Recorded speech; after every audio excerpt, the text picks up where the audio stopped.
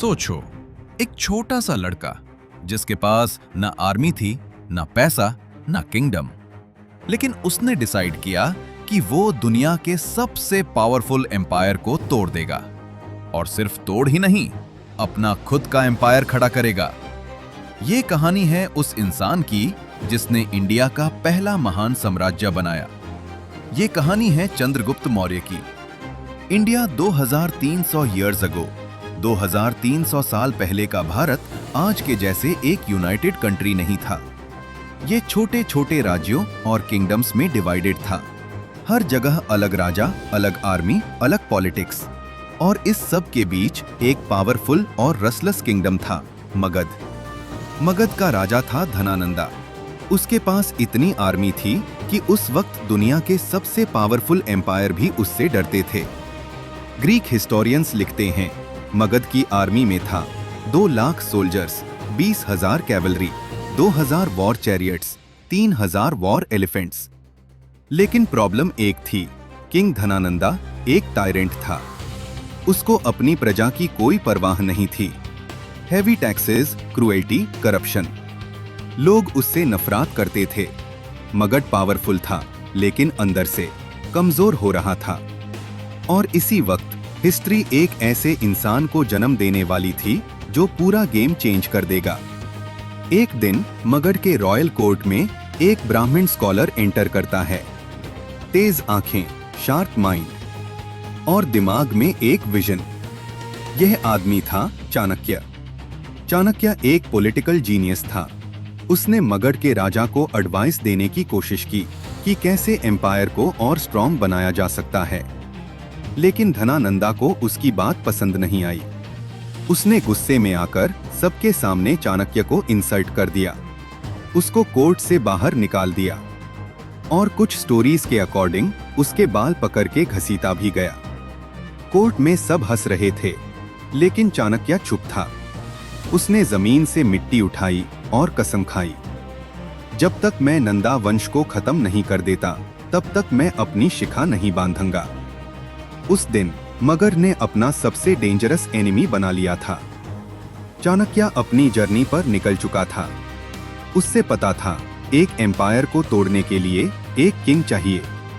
और फिर एक छोटे से गांव में उसकी नजर एक लड़के पर पड़ती है। वो लड़का दूसरे बच्चों के साथ खेल रहा था, लेकिन उसका खेल अलग था। वो किंग एंड किंगडम का गेम खेल रहा था और वो नेचुरली लीडर बन गया था। बच्चे उसकी बात मान रहे थे। उसकी प्लानिंग स्ट्रांग थी। उसका कॉन्फिडेंस अलग था। चाणक्य उससे देखते ही समझ गया, यह लड़का ऑर्डिनरी नहीं है। वो लड़का था चंद्रगुप्त। चाणक्य ने चंद्रगुप्त को अपने साथ ले लिया और शुरू हुई हिस्ट्री की सबसे इंटेंस ट्रेनिंग। ईयर्स तक चाणक्य ने चंद्रगुप्त को सिखाया politics, war strategy, psychology, diplomacy, leadership, espionage. उसने उसको सिर्फ वॉरियर नहीं बनाया, एक किंग बनाया। चाणक्य का एक रूल था, एनिमी को हराने से पहले उसके दिमाग को समझो। यह सिर्फ वॉर नहीं था, यह माइंड गेम था। और चंद्रगुप्त तेजी से सीख रहा था। फाइनली वक्त आ गया।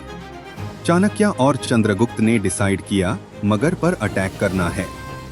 उन्होंने आर्मी बनाई और पहला अटैक लॉन्च किया। लेकिन मगध बहुत पावरफुल था। अटैक फेल हो गया। चंद्रगुप्त और चाणक्य को भागना पड़ा। वो जंगल में छुपे। यह मोमेंट बहुत इंपॉर्टेंट था, क्योंकि यहाँ से चंद्रगुप्त या तो टूट सकता था या बन सकता था। और चाणक्य ने उसको एक स्टोरी सुनाई। एक दिन चाणक्य और चंद्रगुप्त एक हट के पास से गुजर रहे थे। अंदर एक माँ अपने बच्चे को रोटी खिला रही थी। बच्चा रोटी के बीच से खा रहा था और उसका हाथ जल गया। माँ ने कहा, बेवकूफ हो तुम। रोटी हमेशा किनारे से खाते हैं, बीच से नहीं। चाणक्य मुस्कुराया। उसने चंद्रगुप्त की तरफ देखा और बोला, मगध भी एक रोटी जैसा है। हमने बीच से अटैक किया, इसलिए हारे। अब हम किनारे से शुरू करेंगे। यह स्ट्रैटेजी गेम चेंजर बनने वाली थी। अब प्लान चेंज हो चुका था। डायरेक्ट मगध अटैक नहीं, पहले सराउंडिंग किंगडम्स। चंद्रगुप्त ने धीरे धीरे छोटे राज्यों को कनकर करना शुरू किया।